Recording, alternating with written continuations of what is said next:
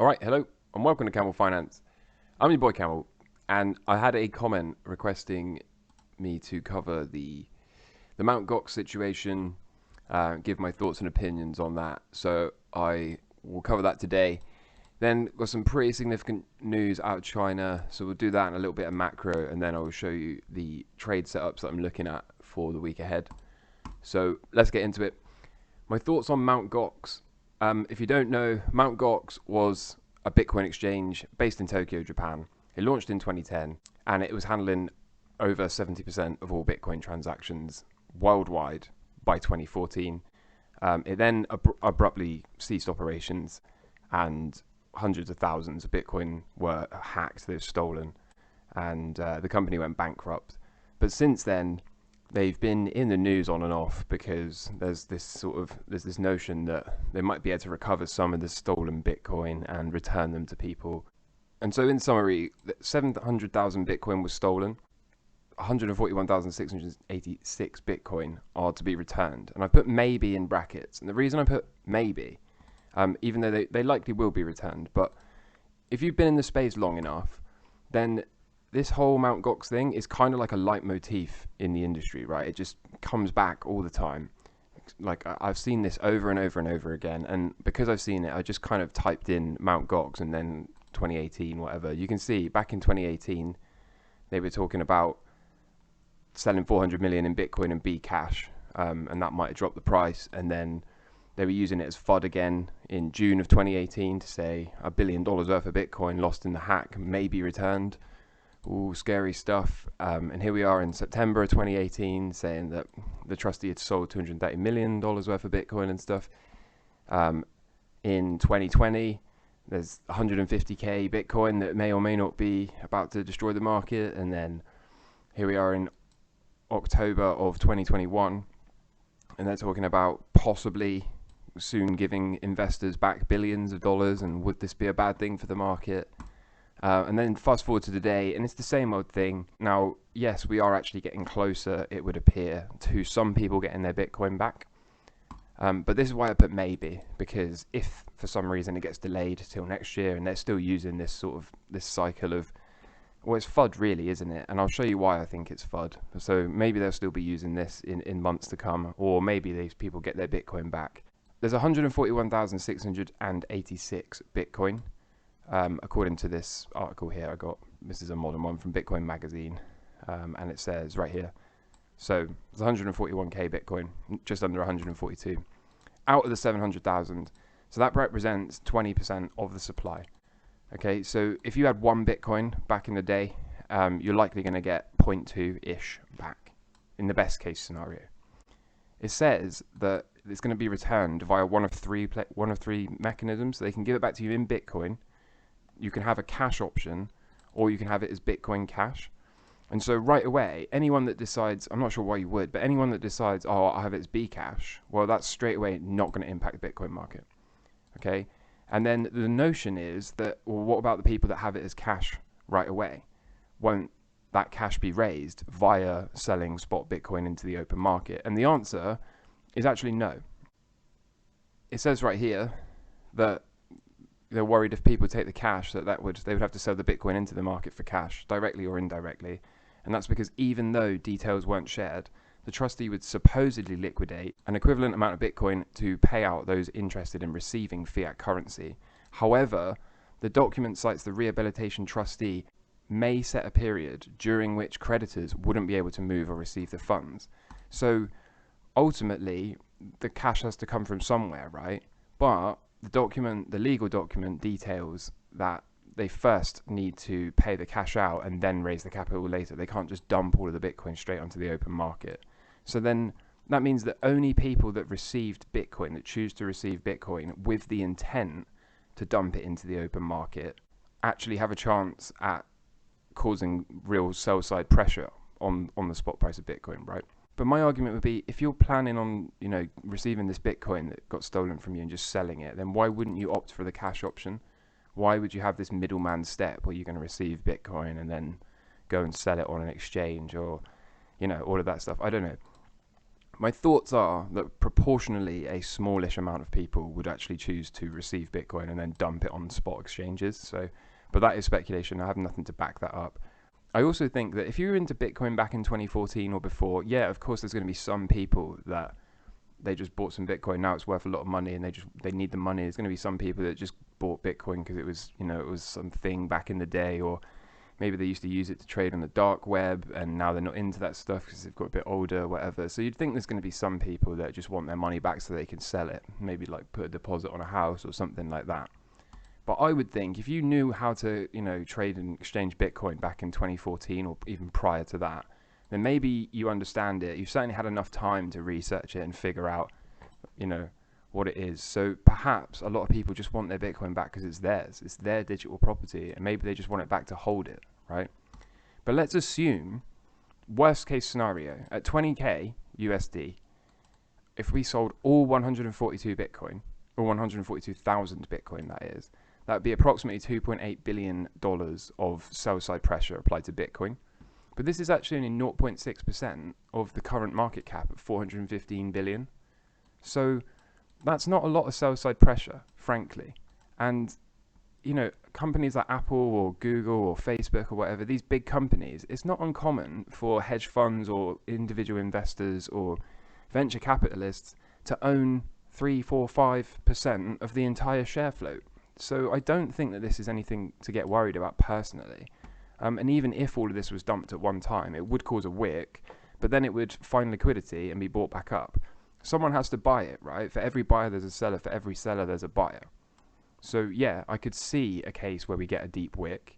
But once it gets to 12, 14k, there's so much money. There's way more than $2.8 billion sat on the sideline waiting for 12 to 14k. Whether we get it or not, I don't know. Whether it can be caused by this, I don't know. But I would think, given that it's only 0.6% of the supply, I really don't see this as an issue. And like I said, on top of that, this has been a recurring theme for years and years and years now. And I would not really be surprised if it continued to be a recurring theme going forward for the next few years. So that's my thoughts on Mt. GOX. Could some sell-side pressure be applied to the spot price? Yes, it could, and it could come as a direct result of this, but I personally don't think it's a big deal. So moving on from Japan to China, all of this happened last week in China, and I've been looking into this a bit, and I really think that this could potentially be the trigger for a very short, sharp, but deep recession. There was a huge cyber attack. Unknown hackers claim to have data on as many as 1 billion Chinese residents after breaching a Shanghai police database. So, cyber attack, if you've been watching the channel, you know cyber attacks seem to be a theme that is also a leitmotif these days. They had a rare backdown. Beijing cancelled China's first, I don't want to say this, mandate after less than 48 hours. Okay, so that's unusual. But they've said it's essentially not very effective against certain things.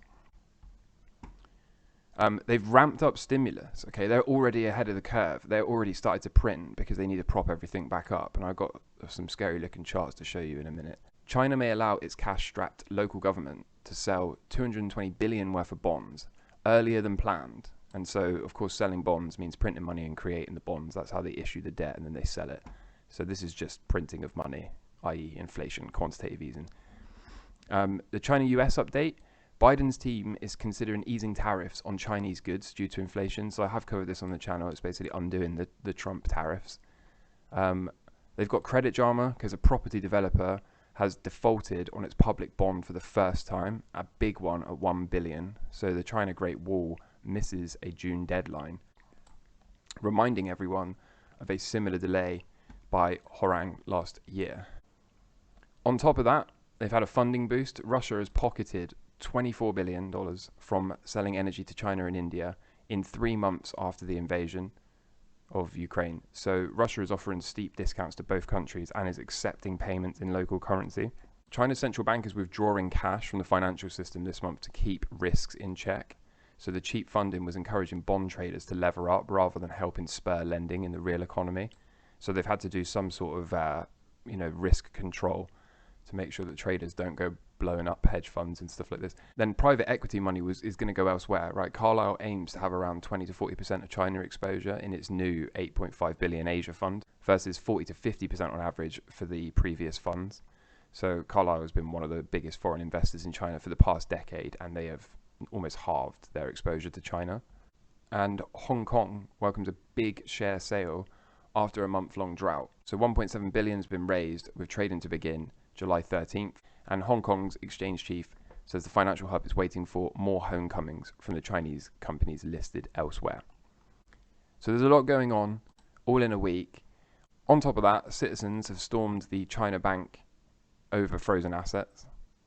So they're not happy because there's been bank runs, and the bank, of course, when these bank runs occur, it doesn't matter where they are, whether they're in China or elsewhere, when these bank runs occur, they never have enough money to actually pay everyone, and also they can't afford to give everyone that money because they're so over leveraged and under collateralized. This is true of all banks. So it results in this chaos, bank runs. And so with all that said, the collapse of China will take every pundit by surprise, even though it's happening in broad daylight. And admittedly, I didn't really think about this either, but yeah, it is happening in broad daylight. This year, the Chinese GDP is the lowest in 3 decades. Okay, so you can see that this is Chinese GDP in this red line, and it's almost destroyed. So whilst there was this whole narrative during the C19 era that China were first in and first out, and they were first on the recovery, you know, this data really shows different. They're not really growing. As you can see, GDP growth is a steady downtrend since about 2010, 2011 maybe. So this is not good. And the global economy is way too fragile to absorb China collapsing. So I'm starting to worry that they might be further ahead on this engineered collapse than I thought they were. So does this mean CBDCs are going to start to be rolled out earlier than 2024, 2025 like I thought? I don't know. They want to create chaos so they can instill order being the track and trace apps, the CBDCs, all of that horrible digital slavery stuff. So we've got to keep an eye on that. We've got this thread here. It's a nice thread. It's quite short. Well, there's a lot of posts, but there's not much to it. So I'm just going to sort of breeze through this. He says his working hypothesis that the US economy can't take real rates above the regression channel, and that the average or fair value of the 5-year real rates is around minus 1%, 150 basis points lower, okay, due to debt and demographics. The 5-year break-evens look like they've topped out, and so we've been following the 10-year bond. You know, are we going to get this similar sort of breakdown? We'll soon find out. He says the big question is whether the pattern in yields, here's the yields that we've been following, are they going to break down?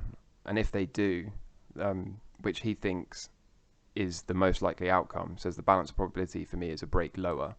And that's what I think as well, because the Fed just simply can't afford to allow rate yields to keep going up. They, you know, when the yield goes up, they have to pay that out, and they just can't afford to.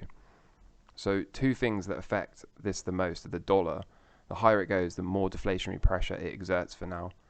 And there's a risk of a spike before respite.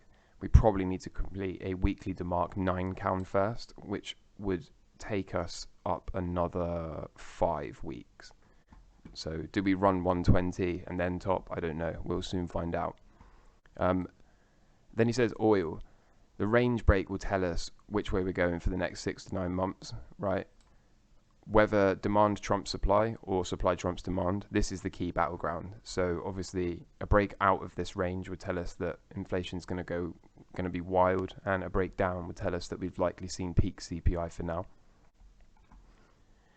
He says oil is trading roughly in line with ISM as it always does, and thus should fall as ISM falls. And I've been saying this as well, that I would expect the breakdown. That gives the Fed the credibility to say, look, we achieved peak inflation, we can make our pivot now, we can chill out a bit on raising rates into a slowing economy.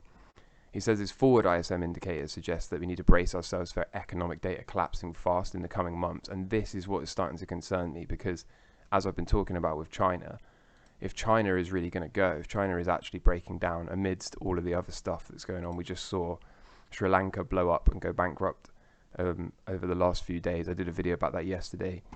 So with all these sorts of things going on, if everything starts to blow up, then we're going to get a very, very swift drop across the entire world economy.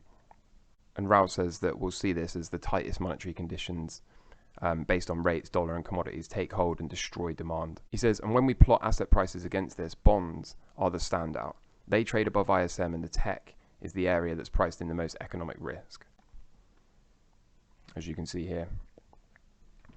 He says his basket of exponential age growth stocks and ETFs, which has started to accumulate into this weakness, is the most reflective of the future economic reality, and thus should outperform as yields come lower. So he says we're getting a repeat of 2000s. Yields in oil collapsed eventually. We saw a similar mismatch in 94 as yields fell. And so he likes growth, tech, and he loves bonds, but clearly there's always risks to this view.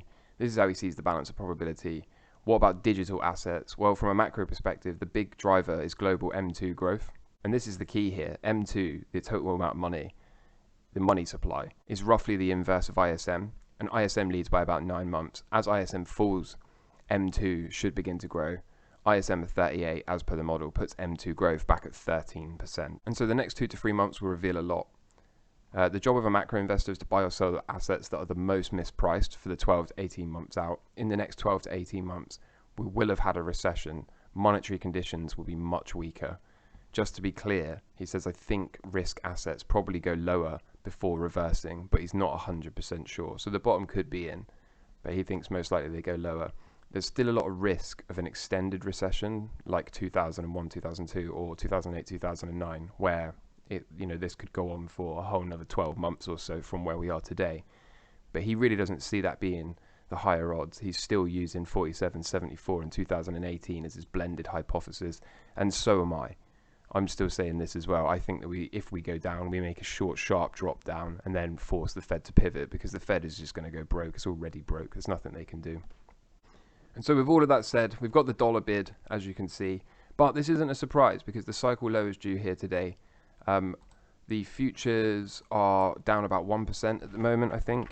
0.5%. They're 1% when I woke up. So that's fine. We'll see what happens. Have we found a low? Do we just get this Monday shakeout into a Tuesday turnaround? We'll keep an eye on this. I flagged UKX because I'm looking to buy this breakout. So maybe we've had this sort of Monday morning shakeout and we're going to get ready to go. I don't know. We'll find out about that. But lining that one up. Oil, again, break of this trend line and I'm in. But I actually am more interested in sort of watching for a rollover or rejection at this trend line and then going short. Gold is still trying to find a bottom, so maybe it needs to come down one more time. We'll soon find out. Silver is much the same, really. And then Bitcoin. Look at this.